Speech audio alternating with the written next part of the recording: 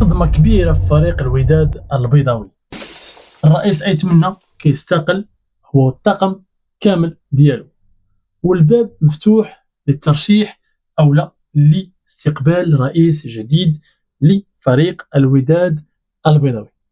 أشنو وقع بالضبط في هذا الفريق العريق اللي عنده استوار قديمة في المغرب؟ خليكم معنا لمزيد من التفاصيل.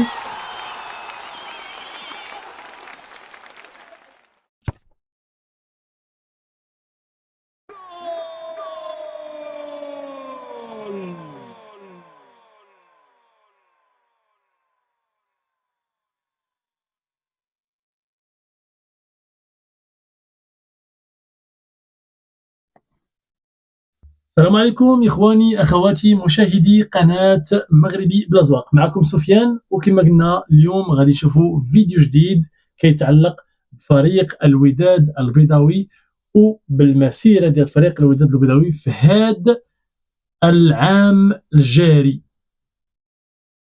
كان تم الإعلان على استقالة أيتمنى رئيس فريق الوداد البيضاوي بعد ما شفنا سلسلة من الخسائر والهزائم القاسية ضد فرق البطولة الوطنية الاحترافية.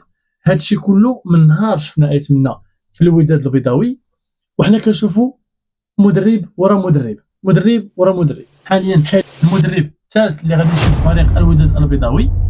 إذا اليوم واش هذا القرار هذا كان صائب؟ واش كيرضي جماهير الفريق الوداد البيضاوي؟ وكذلك اعلان اللي شفنا الرسمي في الصفحه الرسميه ديال فريق الوداد البيضاوي على ان هناك استقاله رئيس أيتمنى الرئيس السابق، وكذلك فتح ابواب الترشيح لرئاسه هذا الفريق.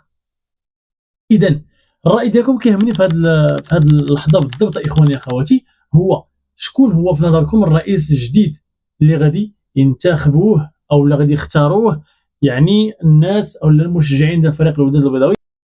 هذا الشيء علاش اخواني اخواتي أيتمنى ما قدرش يزيد يصبر اكثر، حط الاستقاله ديالو من بعد ما كان الجمع العام كنظن البارح او لا البارح، كنظن البارح ما خانتنيش الذاكره. فكان جا فكان القرار جا هذا اليوم او لا البارحه كان جا القرار النهائي والرسمي ديال ان أيتمنى خرج من الوداد البيضاوي من بعد ما خرج على الوداد البيضاوي.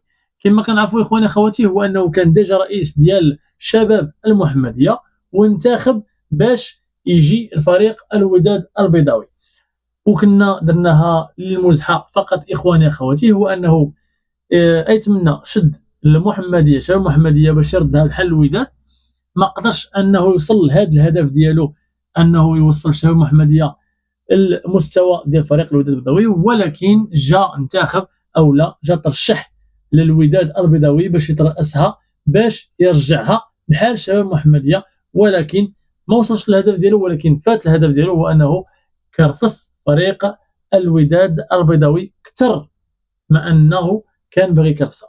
واش هذا الشيء كان ارادي او لا؟ السي أيتمنى كما كنعرفوا هو انسان اللي كوميرسيال، البيع والشراء.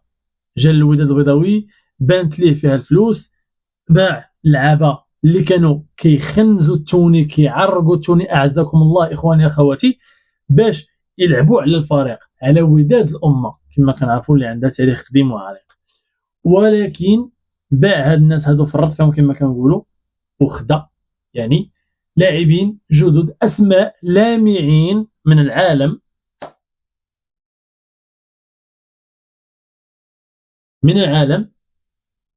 باش يكوميرسياليزي فريق الوداد البيضاوي.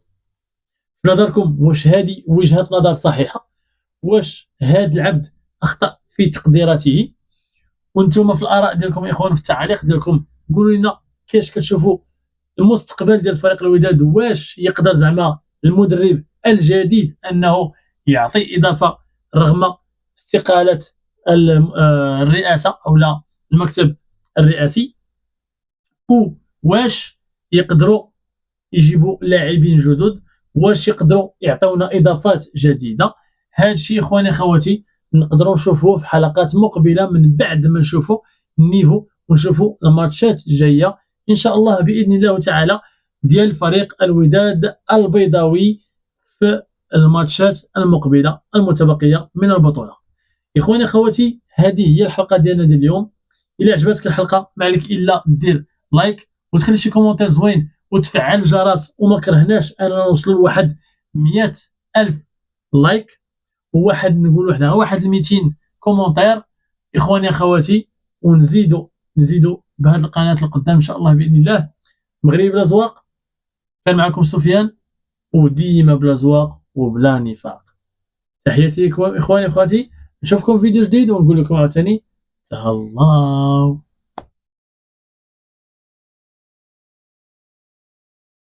Thank you for watching.